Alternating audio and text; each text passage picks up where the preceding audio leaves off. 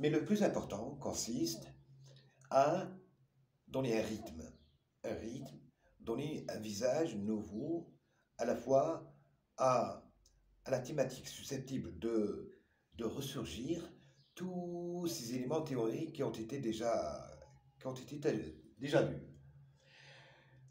J'avais, rappelez-vous, mis le point sur moi-même, sur l'enfant scolarisé, qui n'est pas tout à fait un enfant, qui a la tendance de suivre normalement cette formation, ses cours, être assidu, être normalement placé dans un contexte où il va bénéficier bien évidemment de cette préparation adressée à lui le plus souvent, mais il semblait, d'après les statistiques présentées par les parents, les éducateurs, il y a eu au cours de ce circuit une forme de rupture. Il y a rupture, il y a quelque chose qui va mal à traiter. Nous avions vu déjà, observé, et nous avons à présenter un constat amer, un constat très dangereux aujourd'hui. Nous avons des enfants, malheureusement, qui consomment des produits stupéfiants. Voilà un exemple que moi-même j'ai pris. Alors vous avez enfants, rapport entre enfants, école, enfants, enseignants, enfants, ses devoirs scolaires éventuellement, et il y a eu éventuellement, surgit un changement. Un changement dans l'attitude que normalement cet enfant devrait avoir à l'égard de l'école, parce que l'école est, par le biais d'un programme, est censé développer ses quelques et multiples capacités. Par le fait de faire quoi? D'inculquer un savoir en vue de préparer cet enfant, parce qu'entre guillemets, cet enfant, l'enfant d'aujourd'hui, est censé être plus tard un pilote, un médecin, un enseignant. C'est d'un point de vue global un citoyen productif. Mais à l'inverse de la théorie,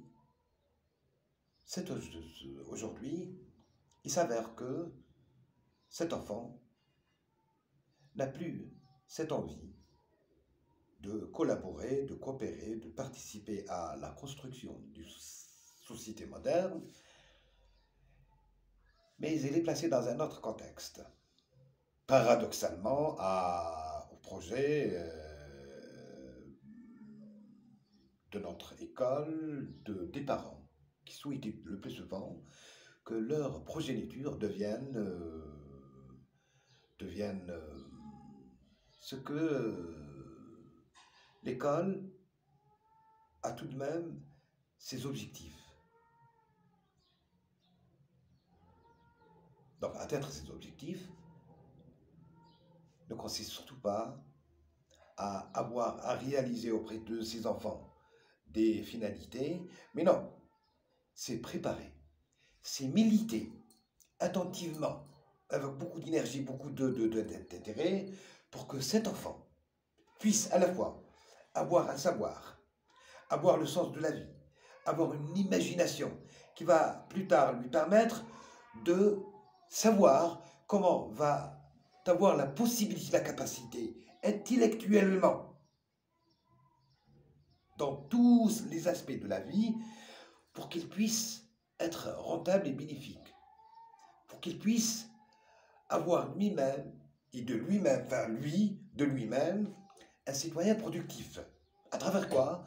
À travers le fait de s'intéresser à cette formation, d'être assidu, d'être sage, d'être calme, d'avoir une belle et bonne posture à l'égard de ses camarades, à l'égard de ses parents, à l'égard de la société, etc. Mais un paramètre, parce que nous avions déjà pris connaissance et conscience qu'il y a des influences qui arrivent. Alors, ces influences exercent un poids sur le psychique de l'enfant. Un enfant, c'est un être qui ne sait pas où aller parfois. C'est un être qui manque d'éducation. C'est un sujet qui ne sait pas encore, qui n'a pas les mécanismes d'analyse qui vont lui permettre de mieux regarder la chose qui se présente à lui par l'intermédiaire de ses influences et avoir ce qu'il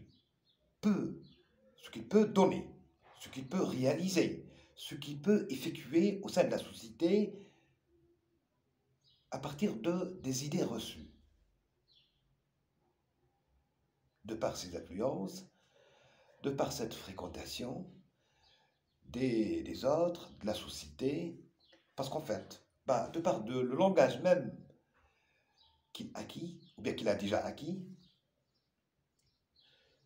c'est pourquoi on doit mettre le point sur cette situation dite un peu difficile, mais elle est bouleversante et qui risque de bouleverser la vie de l'enfant. Un enfant qui est normalement censé être à l'école, d'après un programme, d'après des relations et d'après des finalités que l'école algérienne se préconise les avoir et les atteindre, bien évidemment. Alors, maintenant, arrive ici à ce niveau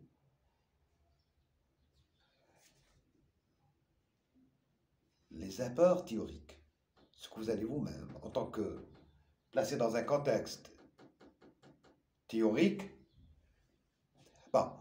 pratique plus tard, pratique, pragmatique, envisager quel type de relation avoir entre ce que moi-même j'avais déjà mis le point sur ça, quelle relation y a-t-il entre l'aspect théorique et l'aspect pratique. Maintenant, vous êtes dans une situation où vous allez définir, donner un sens, une forme, c'est concrétiser ces formes théoriques. Parce que vous êtes tout simplement, à titre d'exemple, un conseiller pédagogique dans un milieu scolaire, ou bien dans une institution censée donner à cet enfant une certaine préparation, dans tous ses aspects.